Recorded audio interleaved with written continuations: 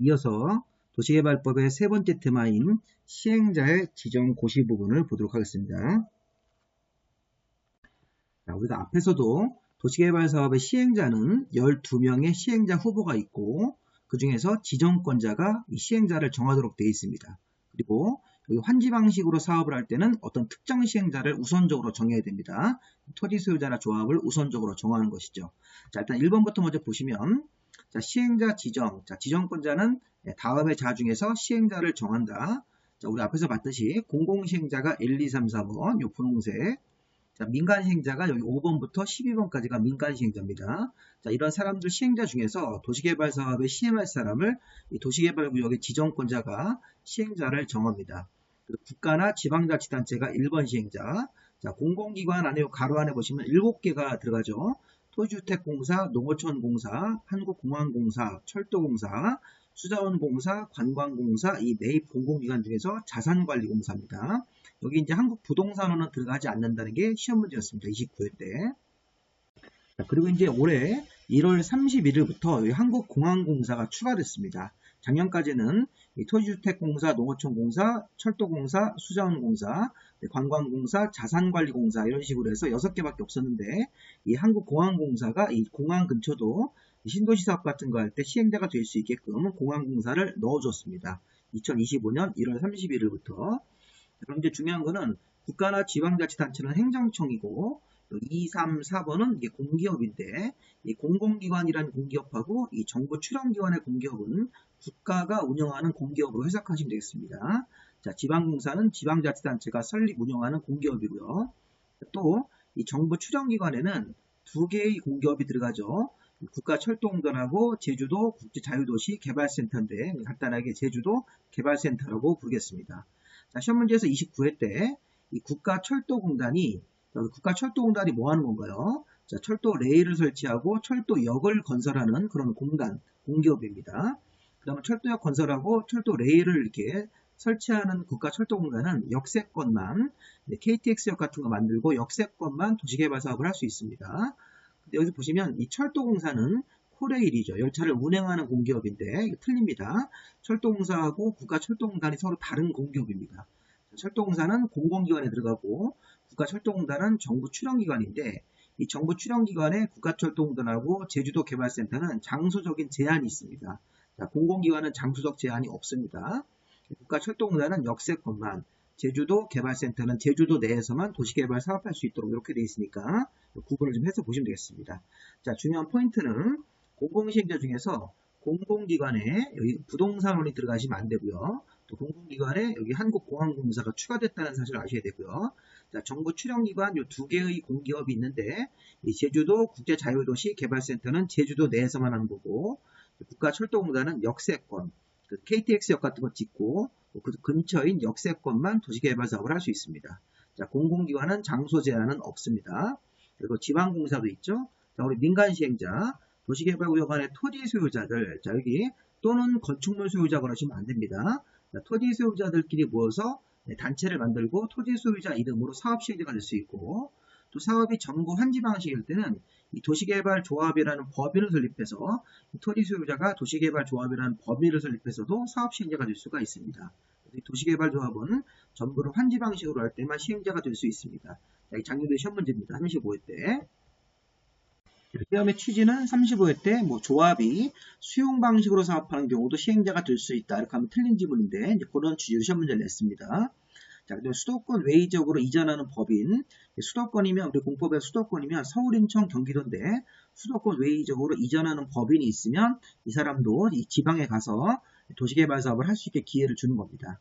자, 주택법상 아파트를 짓는 등록사업자, 건설회사, 토목공사 면허를 가진 사람, 부동산 개발업자, 부동산 투자회사, 그 밖에 공동출자법인인데 이 공동출자법인을 세울 때는 이 앞에 이제 조합을 제외하고 나머지 시행자들이 공동으로 출자해서 설립한 법인이고 편의상 우리가 이제 민간시행자로 분류하면 되겠습니다. 자, 도시개발 사업은 이렇게 공공시행자가 있고 민간시행자가 있으니까 이런 사람들 중에서 사업할 사람을 정한다고 보시면 되겠습니다. 다음 전부 환지 방식의 시행자 부분을 보겠습니다. 여기서 핵심은 우선 시행자로 토지 소유자나 조합을 우선 시행자로 정하는 겁니다. 자, 전부 환지 방식이라는 걸 이해하실 때, 자, 전체가 환지 방식이면 이 토지 소유자나 이 조합원들이 종전의 토지 소유자가 나중에 새로운 토지를 환지 형태로 받습니다. 교환해서. 그러면 이게 전부 환지 방식으로 할 때는 다른 시행자를 정하지 말고 이 토지 소유자나 조합이 나중에 환지를 받아갈 거기 때문에 니네들이 먼저 사업 시행자가 되라 이렇게 우선권을 주는 겁니다. 그래야지만 불만이 생기지 않겠죠. 그래서 토지 소유자나 조합인 시행자들이 이 조합원들이 나중에 환지 형태로 토지를 받아갈 거기 때문에 전부 환지 방식일 때는 그때는 토지 소유자 이 조합원들로 구성된 조합을 우선 시행자로 정하는데, 자, 문제는 이겁니다. 자, 다음에 법정된 사유에 해당이 되면 지방자치단체, 토지주택공사, 지방공사, 신탁업자로 시행자를 정할 수 있다. 전부 환지 방식이라고 하더라도 다음 법정된 사유가 있으면 여기 지방자치단체, 토지주택공사, 지방공사, 신탁업자, 줄여서 지방자치단체 등입니다. 자, 지방자치단체 등에 국가는 들어가면 안 된다. 이게 시험 문제입니다. 30회 때 나왔던 것이죠. 자, 법정된 사유, 국가를 제외하고 지방자치단체, 토지주택공사, 지방공사, 신탁업자 같은 이런 지방자치단체 등으로 시행자를 정할 수 있다. 어떤 사유가 있으면, 자, 전부 환지 방식이라고 하더라도 여기 보시면 토지 소유자 조합인 우선 시행자가 개발계획 고시 후 1년 안에 시행자 지정 신청을 안 하고 있거나 아니면 신청 내용에 위법 부당한 사유가 있을 때, 자, 이게 어떤 뜻일까요? 토지 소유자나 조합이 우선 시행자가 되는 건데, 토지 소유자 조합이 우선 시행자가 되려면 개발계획 고시 후 1년 안에 시행자 지정 신청을 내야 됩니다. 근데 이제 토지 소유자 조합이 할 의사가 없는 겁니다. 이게 우선권이 있지만 토지 소유자 조합이 할 의사가 없으면 1년 안에 시행자 지정 신청을 안 하거나 아니면 신청을 했는데 어떤 신청 내용이 위법한 사항이 있을 때, 그러면 토지 소유자 조합이 자격이 없다고 판단해가지고 2차 시행자, 일종의 이제 2차 시행자 개념으로 가서 여기 보시면 이 지방자치단체 등으로 시행자를 정할 수 있는 것입니다. 다시 한번 전부를 환지 방식으로 할 때는 토지 소유자 조합이 우선 시행자가 되는 겁니다. 그런데 우선적으로 시행자를 지정하려고 했는데 법정된 사유가 있으면 이런 지방자치단체 등으로 시행자를 정할 수 있다. 자, 토지 소유자 조합인 우선 시행자가 개발계획 고시 후 1년 안에 시행자 지정 신청을 안 하거나 신청한 내용에 위법 부당한 사항이 있을 때는 토지 소유자 조합이 할 의사가 없거나 아니면 신청을 했지만 어떤 위법한 사항이 확인되면 토지 소유자 조합을 시행자에서 박탈하고 지방자치단체 등으로 시행자를 정할 수 있다. 이렇게 해석하면 되는 겁니다. 아니면 자, 지방자치단체장이 집행하는 공공시설 사업과 병행할 필요가 있을 때, 이렇게 공공사업과 병행할 필요가 있을 때는 토지 소유자 조합을 안 하고 지방자치단체 등으로 정할 수 있고, 3번 같은 경우는 좀 어렵습니다. 면적의 2분의 1, 토지 소유자 총수 2분의 1 이상이 지방자치단체장 시행에 동의했을 때, 그래서 여기 보시면 면적의 2분의 1하고 토지 소유자 총수 2분의 1이 지방자치단체 등의 시행에 동의를 하면 지방자치단체 등은 처음부터 토지 소유자 조합을 안 정하고 시행자로 들어올 수 있습니다. 자, 이거 되게 중요한 조항이니까 잘 보시고요. 시험 문제 또 한번 나올 수 있고 여기 국가 같은 건 포함되지 않습니다. 다음에 법정된 사유 3가지가 있으면 지방자치단체 등으로 시행자를 정할 수도 있습니다. 자, 이제 다음 주제 도시개발 조합입니다. 사실 도시개발 조합이 시험 문제에서 제일 중요한 부분입니다. 자, 아까 시행자를 정하는 것 중에서 아까 전부를 환지 방식으로 할 때는 이런 도시개발 조합을 법인 형태로 설립해서 이 법인으로 사업 시행자가 될 수 있습니다. 자, 조합을 공부할 때는 일단 조합의 설립 절차를 먼저 봐야 됩니다. 자, 조합은 어떤 식으로 설립이 되는지, 설립인가 받고 등기까지 해야지만 조합은 성립된다. 이런 걸 보실 거고, 조합에는 조합원이 있고 도시개발위원회에 땅을 가진 사람들이 모여서 조합을 설립하기 때문에 토지 소유자가 조합원이고 이 조합원 중에서 임원을 뽑는 거죠. 조합장, 이사, 감사. 그 다음에 이제 조합원들이 전체가 다 모여서 의사결정하는 총회. 자, 총회를 매번 소집하기 어렵기 때문에 이런 대의원회를 구성할 수도 있습니다. 그래서 이 총회, 이 조합원이 50명 이상이면, 의결권을 가진 조합원이 50명 이상이면 총회의 권한을 대신 행사하기 위해서 대의원회를 둘 수 있다. 자, 이 그림을 보여드리는 이유는 조합의 설립 절차를 먼저 보고, 자, 조합의 구성원인 조합원하고 임원 파트를 보고, 그다음에 총회하고 대의원회 파트를 각각 이렇게 보시라는 겁니다. 이 순서대로. 자, 먼저 도시개발 조합에서 설립 절차입니다. 자, 조합의 성립은 지정권자한테 설립인가를 받고, 자, 등기까지 해야지만 조합이 법적으로 성립이 됩니다. 시험 문제 여러 번 나왔고 작년도도 출제를 했습니다. 자, 조합이라는 이 법인의 설립은 자, 도시개발구역 내 토지 소유자 7명 이상이 모여서 이게 발기인이죠.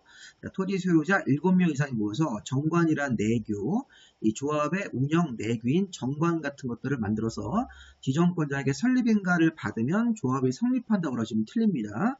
설립인가를 받고 나서 설립인가일로부터 30일 안에 이 조합의 주된 사무소 소재지 등기소에 가서 설립 등기를 완료했을 때 조합이 성립이 됩니다.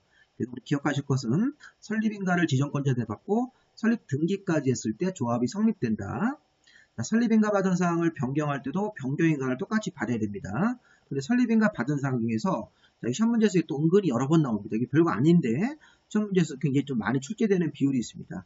자, 조합이 설립인가를 받고 나서 변경, 설립인가 받은 내용을 변경할 때도 변경인가인데 주된 사무소 소재 변경, 공고 방법 변경, 조합의 업무를 외부로 공고할 때 이 공고 방법, 조합의 사무소 소재지가 이사가서 주소 같은 것들이 변경되는 이런 사항일 때는 간단한 사항이니까 변경인가보다 간단하게 변경 신고를 하고 처리할 수 있습니다. 변경 신고 사항이다. 이런 정도를 보시고 조금 어려운 내용인데 정관의 내용에 좀 전에 이 정관이라는 게 뭡니까? 조합의 어떤 내규, 조합이라는 법인이 운영되기 위한 내부 규칙인 정관인데 정관에는 이런 내용들이 쭉 들어갑니다. 뭐 그렇게 생각하지 마시고 한번 보세요. 옛날 27회 때 정관에는 도시개발사업의 명칭 같은 것들이 포함된다. 이게 맞는지 모르고 시험 문제 한번 나온 적이 있습니다. 그리고 여기 4번도 시험 문제 한번 나왔었죠. 27회 때 나왔던 겁니다. 도시개발구역의 면적 같은 것들이 정관에 포함되는 내용이다. 그래서 정관은 도시개발조합이 설립될 때 도시개발조합의 첨부서류인데 도시개발조합이 운영하는 내규입니다. 내규. 사업의 명칭, 조합의 명칭, 사업의 목적 같은 거, 도시개발구역의 면적, 주된 사무소 소재지, 임원의 자격수, 임기, 조합에는 임원 같은 조합장, 이사, 감사를 두는데 그런 사람들의 자격과 임원의 수, 총회의 구성, 의결권 행사, 그 다음에 대의원회를 둘 수 있는데 대의원회를 또 이사회를 두는 경우 거기에 뭐 대의원회 구성이라든가 기능 이런 것들이 정관에 포함될 사항이라고 좀 보시면 되겠습니다. 자, 이런 것들은 암기하지 마시고 정관이라는 게 뭐냐? 조합을 설립해서 조합이 운영될 때 조합의 내부 규칙이라고 생각하시면 되겠습니다. 네 번째 동의. 자, 이건 이제 중요한 거 나왔습니다. 자, 조합은 설립인가를 받을 때는 자, 아까 도시개발조합은 전부 환지 방식으로 할 때 시행자가 되죠.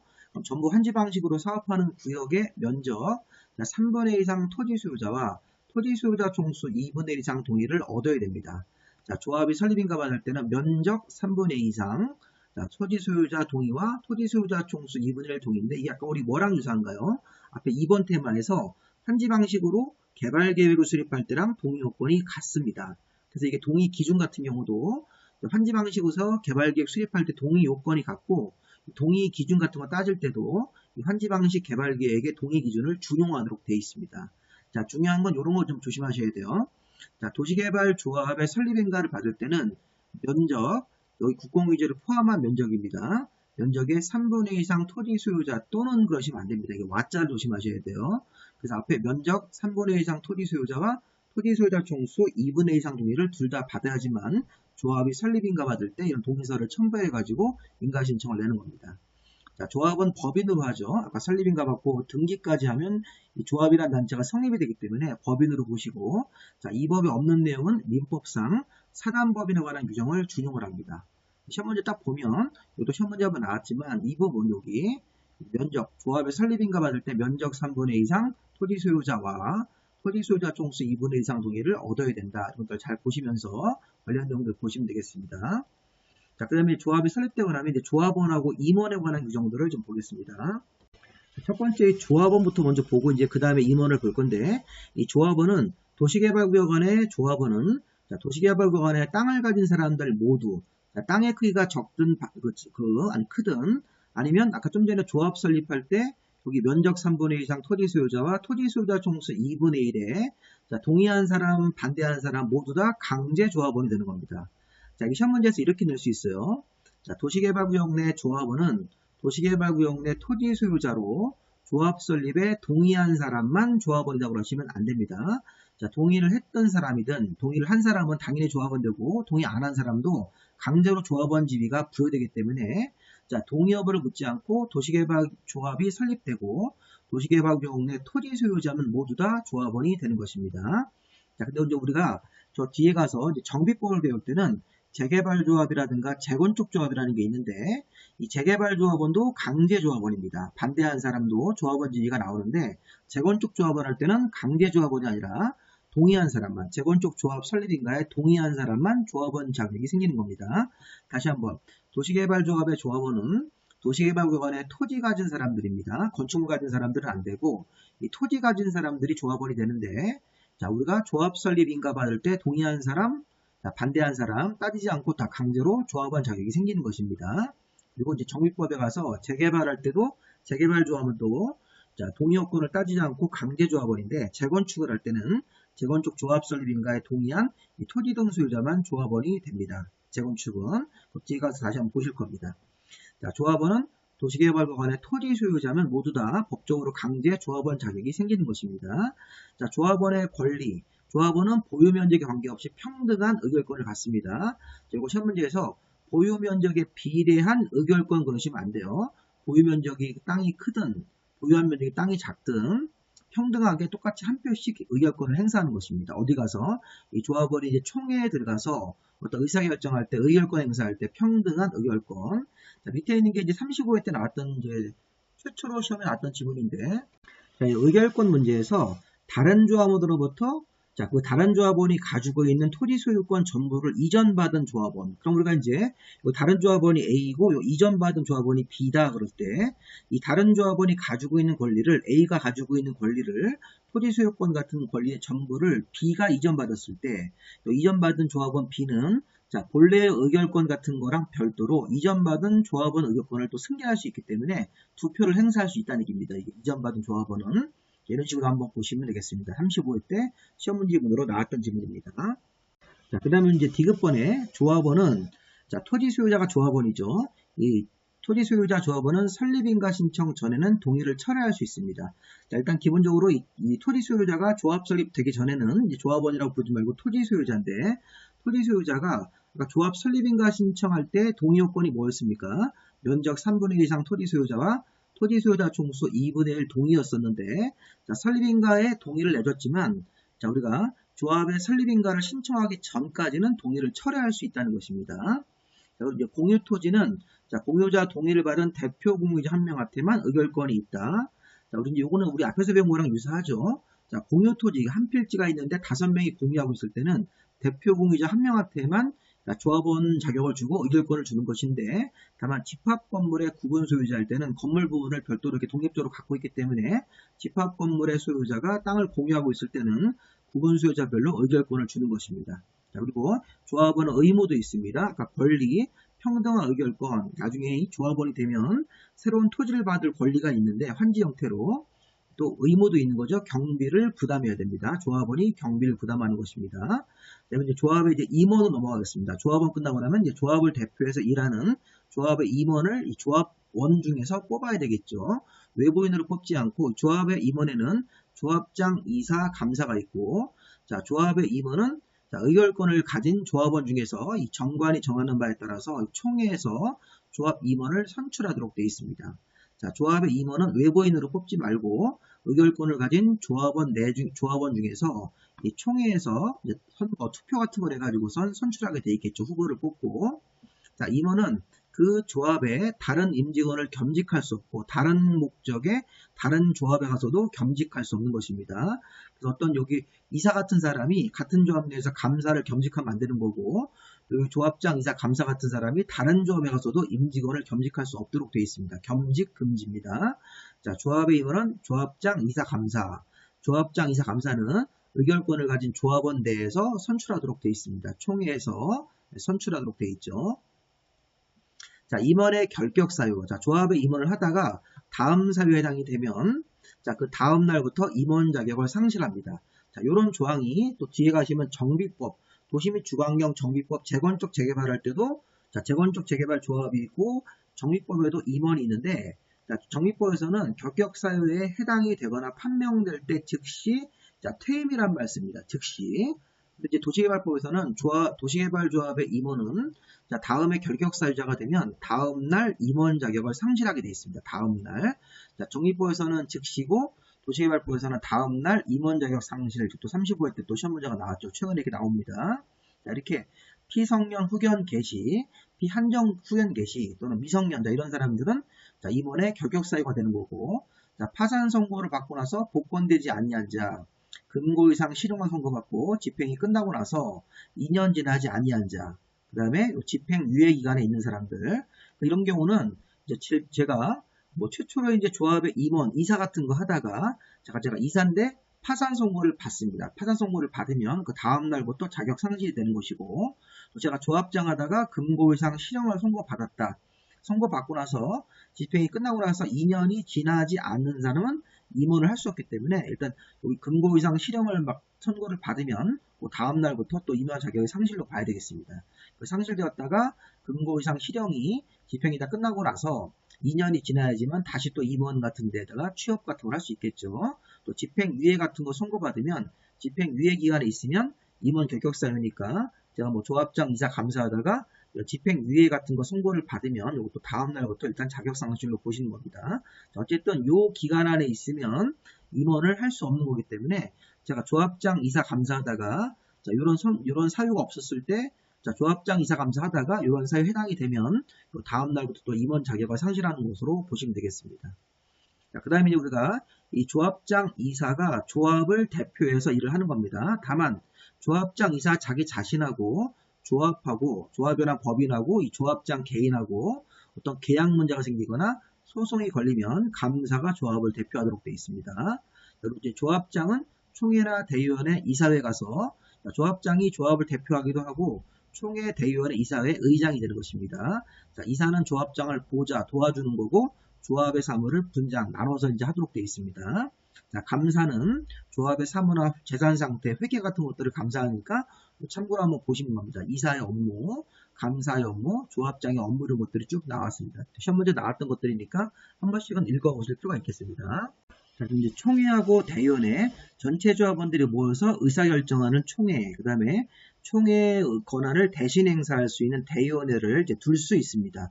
자, 이제 보시면 조합에는 전체 조합원들이 모여서 중요한 의사결정하는 총회를 둔다. 필수적으로 두어야 한다는 뜻입니다. 총회가 다음 사항을 의결한다. 자, 여기 보시면 11가지 사항을 의결하도록 되어 있는데 여기 뭐 또 11번은 또 정관이 정하는 사항을 찾아봐야 되는데 거기까지 보실 필요 없고 자, 총회가 1번 정관 변경, 2번에 개발 계획의 수립 변경, 자금 차이, 조합의 수입과 지출 예산 세우는 거, 환지 계획의 작성, 환지 예정지의 지정, 조합 임원의 서림, 합병 예산인데 이런 것들이 총회에서 전체 조합원들이 이렇게 자, 투표 같은 걸 해가지고 결정사항입니다. 자, 문제는 뭐냐면 분홍색으로 칠해진 부분들이 뭐냐면 자, 이게 총회의 권한이 이렇게 많은데 매번 총회 소집할 수 없기 때문에 대의원회를 둘 수 있습니다. 이따가 조합원 수가 50명 이상이면 대의원회를 둘 수 있는데 대의원회가 이 분홍색으로 체크한 것들은 대의원회가 대신 수행할 수 없는 업무입니다. 자, 왜냐하면 정관 변경은 굉장히 중요한 거기 때문에 전체 조합원들의 총회에서 결정해야 되고 개발계획, 실시계획은 아니고 개발계획의 변경도 굉장히 중요한 업무. 환지계획 작성도 나중에 조합원들한테 재산권, 자, 좋은 환지 같은 걸 받을 수도 있고 위치가 안 좋은 환지를 받을 수도 있기 때문에 이 환지계획의 작성도 전체 조합원 총회에서 전체 조합원들이 투표로서 결정하는 것입니다. 자, 조합 임원 선임도 대의원회가 대신하면 안 되는 거죠. 조합의 합병 예산도 중요한 업무이기 때문에 이거는 대의원회가 대행할 수 없는데 이런 자금 차이, 조합의 수지 예산 이런 거, 환지 예정지 아직 안 배웠지만 환지 예정지라는 것도 있습니다. 자, 이런 것들은 대의원회가 대행할 수 있는 업무로 봐야 됩니다. 다시 한번 또 볼 겁니다. 자, 총회 의결사항이 여러 가지가 한 10여 가지가 있는데 자, 5가지 업무는 대의원들이 대행할 수가 없다. 총회에서만 결정하는 사항입니다. 자, 바로 보시면요. 자, 의결권을 가진 조합원 수가 50명 이상이면 대의원회를 둘 수 있다. 자, 대의원회를 둘 수 있다. 의결권을 가진 조합원 수가 50명 이상이면 자, 대의원회 수는 전체 조합원 총수의 100분의 10 이상으로 합니다. 그럼 이게 무슨 말이냐면 자, 대의원회를 둘 수 있는데 자, 조합원 수가 50명 이상 예를 들어서 이 조합원 총수가 예를 들어서 1000명이다. 그럴 수 있죠. 1000명이면 당연히 50명 이상이기 때문에 대의원회를 둘 수 있습니다. 그러면 전체 조합원이 1000명이면 1000명에 100분의 10이면 얼마입니까? 100명이죠. 100명 이상으로 대의원 수를 맞추라는 겁니다. 자, 만약에 조합원 총수가 700명이면 700명이 70, 여기에 100분의 10이면 70이죠. 70명 정도 이상으로 대의원 수를 맞추라고 보시면 되겠습니다. 자, 그래서 기본적으로 자, 의결권을 가진 조합원 수가 50명 이상이면 대의원회를 둘 수 있고, 자, 대의원의 숫자는 전체 조합원 총수를 계산해서 거기 100분의 10 이상의 대의원 수를 뽑아가지고 대의원회를 구성하는 겁니다. 자, 대의원회는 총회 의결사항 여러 가지가 있는데 이 중에서 이 분홍색으로 쓴 것을 제외하고는 대행할 수가 있다. 자, 다음 사항을 제외하고 대행할 수 있기 때문에 자, 다음 사항이 뭡니까? 대행할 수 없는 거, 정관 변경, 개발계획의 수립 변경, 환지계획의 작성, 임원의 선임, 조합의 합병 예산. 자, 외우실 때 이렇게 외워볼게요. 임정환 합계 이렇게 사람 이름 같네요. 임정환 씨가 있고 임정환 씨가 합계를 내고 있다. 합계 숫자 같은 거 계산할 때 합계 이렇게 임정환 합계. 자, 임원의 선임 요거 정관의 변경 환지계획의 작성입니다.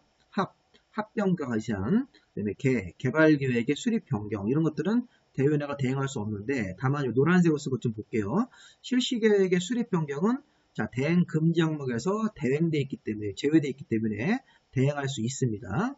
환지계획의 경미한 변경 같은 경우는 대의원회가 대행할 수 있고, 청산금의 징수나 교부, 나중에 환지 방식으로 사업이 다 끝나서 자, 돈을 주고받는 작업이 있는데 청산금이라고 합니다. 자, 청산금 징수 교부가 완료되고 나서 자, 조합의 해산 같은 업무는 간단하게 서류 정리하는 그런 형식적인 해산 업무이기 때문에 대의원들이 대행할 수가 있습니다.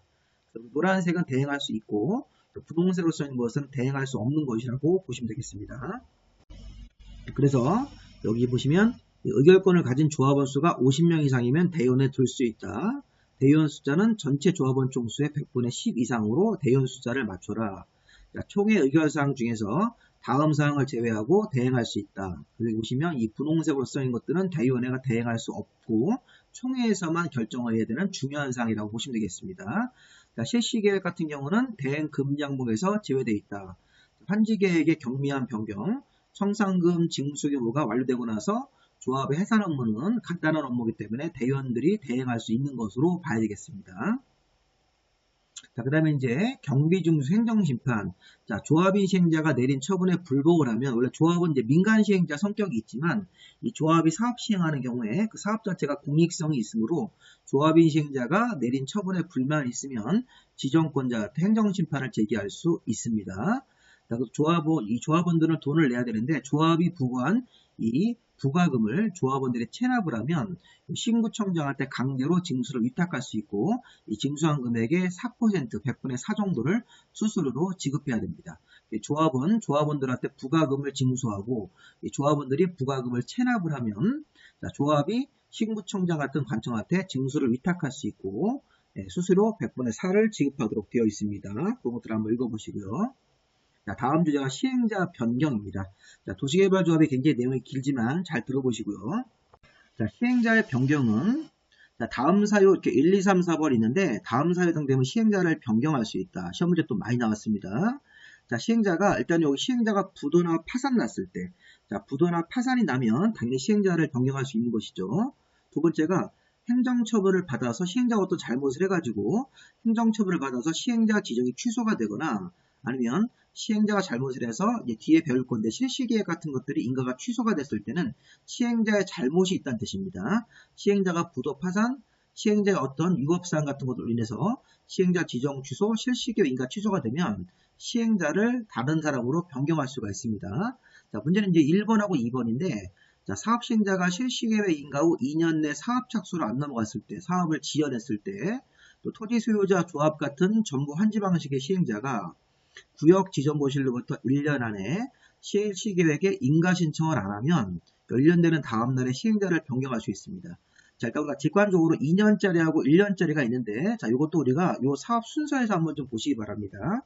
자, 이것도 이제 사업 순서를 A 타입으로 잡으시면, 자, 개발계획의 수립고시를 먼저 하고, 도시개발구역의 지정고시로 내려갑니다. 그럼 보십시오. 이 구역의 지정고시로부터 1년 안에 실시계획 인가 신청 안 하면 이게 시행자가 변경될 수 있습니다. 그리고 실시계획의 인가를 받고 나서 2년 내 사업 착수를 안 넘어가면 시행자가 또 2년 되는 다음 날에 변경될 수가 있습니다. 자, 요 내용은요. 아까 우리 여기서 실시계획의 인가 후 2년 내 사업 착수를 안 하면 사업 시행자가 사업을 잘하는 겁니까? 못하는 겁니까? 당연히 못하는 거죠. 사업을 지연하고 있기 때문에 실시계획 인가고실로부터 2년 내 사업 착수 안 하면 시행자한테 과실이 있다고 생각하고 잘못이 있다고 생각하고 2년 되는 다음날 시행자를 변경할 수 있고 여기 1년짜리도 있었죠. 구역 지정고실로부터 1년 안에 실시계획에 인가 신청을 안 내더라도 1년 되는 다음날에 시행자가 변경됩니다. 토지 소유자 조합 같은 시행자가 구역 지정고실로부터 1년 안에 실시계획 인가 신청 안 하는 경우도 시행자가 변경될 수 있습니다. 자, 시험 문제에서는 여기 2년하고 요 1년을 이렇게 바꾸든지 요 2년을 1년으로 바꾸든지 밑에 있는 1년을 2년으로 바꾸는 거 아니면 이런 것들 뭐 3년으로 바꿔가지고 시험 문제를 많이 출제하니까 시행자 변경 사유 네 가지를 잘 보시기 바랍니다. 자, 그 다음에 이제 위탁과 신탁과 대행이라는 유형이 있습니다.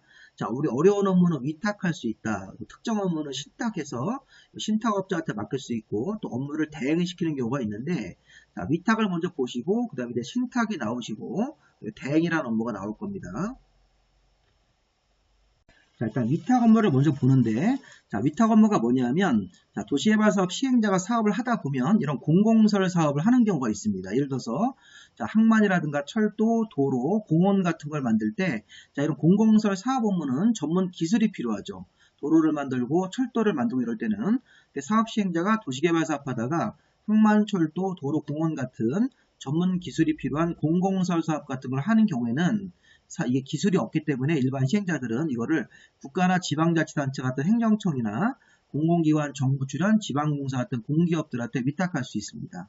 자, 그 다음에 두 번째, 기초사 토지매수 손실보상이라는 게 수용 방식에 나옵니다.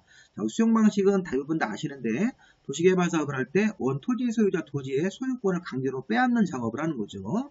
그다음에 보상금을 지급하고 자, 그럼 손실보상 문제라든가 토지 매수, 기초호사 같은 것들이 주민의 이주대책 같은 것들이 이것도 주민들하고 마찰이 생기는 어려운 업무입니다. 이럴 때는 자, 이렇게 기초호사, 토지 매수, 손실보상 업무는 지방자치단체, 공공기관, 정부 출연, 이런 지방공사 같은 공기업들한테 위탁할 수 있습니다. 자, 중요한 포인트는 뭔가요? 자, 요건 이제 위에 게 시험 지문이었었는데 자, 항만철도 같은 공공시설 사업을 위탁할 때는 누구에게? 국가나 지자체에서 국가가 여기 들어갑니다. 국가나 지자체, 공기업들한테. 근데 여기 기초호사, 토지매수, 손실보상 같은 업무를 할 때는 국가는 빠지고 지방자치단체라든가 각종 공기업들한테 업무를 위탁할 수 있으니까 구분해서 보시고 자, 더 중요한 게 신탁입니다. 신탁. 시험 문제는 아직 안 나왔지만 이거 한번 보셔야 됩니다. 자, 민간시행자 중에서 우리 민간시행자 기억나시나요? 민간시행자 5, 6, 7, 8, 9, 10, 11, 12까지 있었는데 자, 여기 5번부터 9번까지 시행자 도시개발기관의 토지 소유자, 그 다음에 도시개발조합, 이전법인, 주택법상 등록사업자, 토목공사 면허를 가진 사람 이렇게 5명의 민간시행자는 지정권자한테 승인받아서 도시개발사업에 자신이 없고 경험이 없기 때문에 신탁업자, 신탁업자가 일종의 금융기관으로서 자금도 풍부하고 그 다음에 이제 건설업자도 많이 알고 있기 때문에 신탁업자한테 신탁계약을 체결해서 사업을 시행할 수도 있습니다. 자, 시험 문제가 이거겠죠. 토지소유자, 조합, 이전법인, 등록사업자, 토목공사 면허를 가진 이런 민간시행자만 지정권자 승인을 받아서 도시개발사업에 자신이 없으면 신탁업자한테 신탁계약으로 사업을 맡길 수 있습니다. 신탁업자는 수수료를 받고 사업을 이제 신탁사업으로 사업을 해주는 것이죠. 이때 토지공사나 지방공사 같은 공공기관, 토지공사, 지방공사는 신탁계약을 체결할 수가 없다는 게 시험의 포인트입니다. 우리가 공공기관, 정부 출연기관, 지방공사, 국가나 지방자치단체는 신탁계약을 체결할 수가 없습니다. 자, 반면에 요거 이제 대행을 보십시오. 대행. 자, 대행은 자, 민간이 아닙니다. 아까 신탁은 요 민간시행자만 신탁계약 체결인데 요 대행 업무는 이런 게 있어요. 자, 도시개발사업 시행자 중에서 공공시행자, 국가나 지방자치단체, 공공기관, 정부 출연, 지방공사 같은 공공시행자. 자, 이런 공공시행자는 자, 도시개발사업을 할 때 자, 설계도 그리는 거, 실시설계라는 게 설계도 작업입니다. 자, 부지 조성공사, 기반설공사, 자, 조성된 토지 업무의 분양, 토지의 분양 같은 업무 4가지 업무는 주택법상 등록사업자가 이게 아파트 건설회사가 1, 2, 3, 4번 업무를 전문적으로 많이 해본 사람입니다. 그래서 공공시행자인 국가나 지자체, 공공기관, 정부 출연, 지방공사 같은 사람들은 이런 토지 분양 업무라든가 실시 설계 같은 업무를 잘 못하기 때문에 이 공공시행자가 이런 네 가지 업무에 대해서는 주택법상 전문가인 등록사업자한테 대행 확인할 수 있습니다. 자, 이런 대행이라는 업무는 이 네 가지 업무를 자, 누가 국가나 지자체, 공공기관, 정부 출연, 지방공사 같은 공공시행자가 누구에게 여기 주택법상 등록사업자인 건설업자한테 대행시킬 수 있습니다. 자, 그런데 아까 신탁이라는 업무는 민간시행자 이렇게 5명이 신탁계약을 통해서 신탁업자한테 사업을 맡길 수 있는 이런 형태로 구분을 해서 보시면 됩니다. 신탁은 민간시행자한테만 적용이 되고 대행이라는 업무, 네 가지 업무의 대행 업무는 공공시행자한테만 적용이 된다. 이런 것들을 포인트로 잡으시고요. 자, 마지막 내용으로 이제 규약하고 시행규정이 있는데 자, 우리가 규약하고 시행규정도 내규입니다. 내규. 자, 사업시행자가 내부적으로 어떤 규칙을 만드는 겁니다. 근데 아까 우리가 도시개발조합이 설립될 때는 정관이라는 내규를 만들었습니다. 그럼 이제 규약이 뭐냐면 요거 민간시행자가 조합을 제외한 나머지 민간시행자가 규약이라는 걸 만드는 거고 여기 시행규정은 공공이 만든다고 생각하시면 되겠습니다. 자, 예를 들어 보십시오. 규약은 토지소유자, 자, 조합 말고 토지소유자 2명 이상이 모여서 공동으로 사업을 하거나 아니면 토지소유자가 다른 어떤 민간시행자들하고 사업을 공동으로 할 때는 이런 규약이라는 내규를 정하게 할 수 있다. 토지소유자 2명 이상이 모여서 사업을 하거나 아니면 토지소유자 민간이 다른 민간시행자랑 공동으로 사업할 때는 규약을 정하는 겁니까? 시행규정을 정하는 겁니까? 규약입니다. 규약. 그래서 토지소유자 2명 이상이 사업을 할 때 토지소유자가 다른 민간시행자랑 사업을 할 때는 자, 규약이란 내규를 정하게 할 수 있는데 자, 시험 문제가 뭐냐면요. 자, 규약의 내용이 이게 시험 문제였습니다. 자, 여기 규약의 내용도 여기 20가지나 되기 때문에 외울 수는 없는데 시험에 나왔던 것만 체크하시면 되겠습니다. 자, 규약은 누가 만드는 겁니까? 아까 토지 소유자 2명 이상이 사업을 공동으로 하거나 토지 소유자가 다른 시행자랑 공동으로 사업할 때는 규약을 정하게 할 수 있는데 쉽게 얘기하면 이게 민간이 규약을 정하는 겁니다. 민간 시행자가 규약을 정할 때 이런 게 시험 문제였어요. 12, 14, 16, 18번은 환지 방식으로 민간이 사업할 때만 규약을 만드는 거고 자, 여기 주된 사무 소재 지역이 12, 14, 16, 18은 이게 시험 문제 28회 때 문제인데 환지 방식일 때만 내용으로 들어가는 거고 나머지 항목들은 수용이나 환지 둘 다 내용으로 포함되는 겁니다. 시험 문제가 뭐였냐면 28회 때 다음 중 규약의 내용 중에서 환지 방식으로 사업하는 경우에만 포함되는 사항이 4가지고 주된 사무 소재지는 환지 방식이든 수용 방식이든 다 이게 규약의 내용으로 들어가게 되어 있습니다. 그리고 6번하고 12, 14, 16, 18을 시험 문제를 냈습니다. 어떻게 냈습니까? 28회 때 다음 중 규약의 내용 중 20가지 내용 중에서 환지 방식으로 할 때만 내용으로 포함되는 것이 아닌 걸 찾아라. 그래서 여기 이제 지문으로 이렇게 6번도 내고 12, 14, 16, 18번을 시험 문제를 내가지고 답을 6번으로 찾아야 되는 게 이게 28회 때 시험 문제입니다. 그래서 규약의 내용 같은 것들은 뭐 그 정도까지만 이제 보십시오. 환지 방식으로 사업하는 경우가 4가지가 있고 나머지 항목 등은 환지 방식이든 수용 방식이든 규약을 만들 때 내용으로 포함시키는데 대표적으로 주된 사무, 소재지 변경 이런 것들은 환지 방식뿐만 아니라 수용 방식일 때도 내용으로 들어가는 것이죠. 시행규정은 자, 민간이 아니라 여기 보십시오. 지방자치단체 등 지방자치단체, 토지주택공사, 지방공사, 그 밖에 신탁업자 같은 일종의 공공시행자가 지방자치단체 등이 공공시행자입니다. 자, 공공시행자가 전부를 환지 방식으로 할 때 아니면 공공시행자가 뭐 일부를 환지 방식으로 할 때 쉽게 얘기하면 지방자치단체 등 같은 공공시행자가 이렇게 환지 방식으로 사업을 할 때는 시행규정을 작성을 해야 됩니다.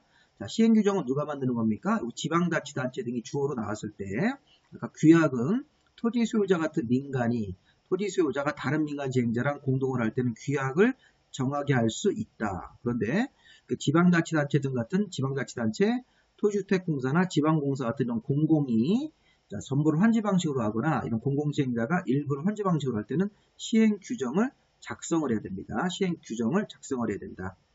자, 시행규정도 이렇게 내용들이 있는데 자, 요거 하나 예상 문제로 뽑아보겠습니다. 아까 규약의 내용하고 시행규정 내용하고 거의 같습니다. 자, 거의 같은데 여기 9번하고 여기 7번하고 8번 사항이 내용이 없습니다. 이거 이런 것도 거의 비슷합니다. 시행규정하고 규약 내용이 거의 비슷한데 7번 내용하고 8번 내용은 시행규정에서 제외가 되어 있습니다. 아까 규약 내용 중 7번이 임원을 정할 때 임원의 자격이나 숫자, 임기 자, 그 다음에 이 규약을 만들 때 여기 회의 같은 것들, 이 사업 시행자들이 모여서 회의하는 그런 회의에 관한 사항들이 규약의 내용으로 포함되어 있지만 시행 규정의 내용에는 7번, 8번이 없다는 사실을 좀 보시기 바랍니다. 대표적으로 7번, 임원의 임기, 숫자 이런 것들은 시행 규정 내용에는 포함되지 않는다. 시험 문제에서 다음 중 시행 규정에 들어갈 내용이 아닌 것을 해가지고 7번 같은 경우는 하나 만들죠. 아까 여기 임원의 임기 이런 것들, 임원의 뭐 임기, 자격, 숫자 같은 것들은 규약에는 포함될 내용이지만 시행 규정에는 포함되는 사항이 아니다. 이렇게 이런 거 하나 찍어가지고 좀 보시면 되겠습니다. 어려우시면 그냥 넘어가셔도 되겠습니다. 자, 여기까지 마무리해서 시행자 부분을 쭉 봤습니다. 시행자 지정, 전부 환지 방식으로 할 때 시행자는 우선 시행자가 있다. 토지 소유자라 조합으로 도시개발 조합, 시행자 변경 사유 4개, 자, 위탁, 신탁, 대행, 자, 규약과 시행 규정 내용이 되게 많으니까 한번 잘 보시기 바랍니다. 자, 다음번 강의는 우리가 실시계획으로 인사드리도록 하겠습니다. 자, 구독과 좋아요 많이 눌러주십시오. 자, 고생 많이 하셨습니다.